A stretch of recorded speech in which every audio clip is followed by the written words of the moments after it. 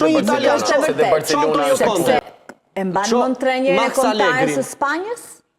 Tani. De La Fuente. De La Fuenten, pra nuk jam dakord me ty për këtë. Unë thjesht mendoj që ço një italian, ço Mourinho, ço zoti Mourinho, portugez, nuk do të ecë ai ekip.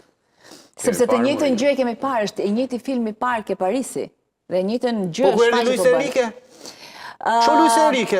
Gara do të fitojë Luis Enrique e hoqi Mbappé nga skuadra. E hoqi Mbappé nga skuadra dhe bëri. Se jemi në fund fare gara për këpucën e artë, kemi një pretendent që është shqiptar, Muriqi, ndërkohë që edhe Rahmani, sërish i kombëtarës Kosovës, duke se rinovon prapë me Napolin.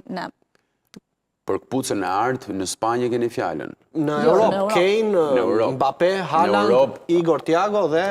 Kam përshtypjen që Harry Kane e ka fituar pa përfunduar akoma kampionati, sepse atje Bayerni në momentin që doj i shënon 8 gola çdo skuadre, 3 prej tyre apo 4 prej tyre i shënon Kane, kështu që nuk ka diskutim kjo pjesë. Haaland Mirë, po të jesh në peshën e gërxhenuesve më të mirë. Për Muriqin.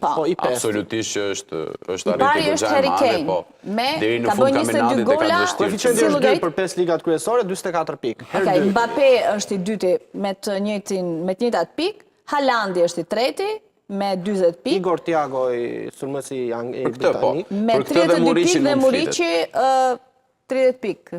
Është vlerësim ai Ledi, është një lloj. Absolutisht është vlerësim, se golat janë arritje qoftë për atë në aspektin personal. Arritje edhe në një kampionat si Spanja, se për Majorkën. Ne vetëm pak Myrto Ozuni, flasim tani për ekipin për përfaqësuesen Kuqezies në Aldanak. Jepte një lloj krenarie kur bënte mirë kampionatin spanjoll, po Vedat Muriqi është sulmuesi më i mirë shqiptar dhe realisht është perfekt. Do me thënë, të shënosh regullisht Realit, Atletikos, Barcelonës, është e kodë bësh diskutime. Ta mendosh që të Dinamo e larguan, të Teuta e larguan për performancë dobët.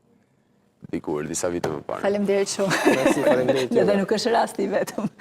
Për lajmet e fundit nga vendi Roni dhe Buta, shkarkoni aplikacionin e Euronews në App Store dhe Google Play. Programet tona mund t'i ndiqni edhe në radio në frekuencën 105.7. Këtu ndajmë bashkë, mirëpafshim.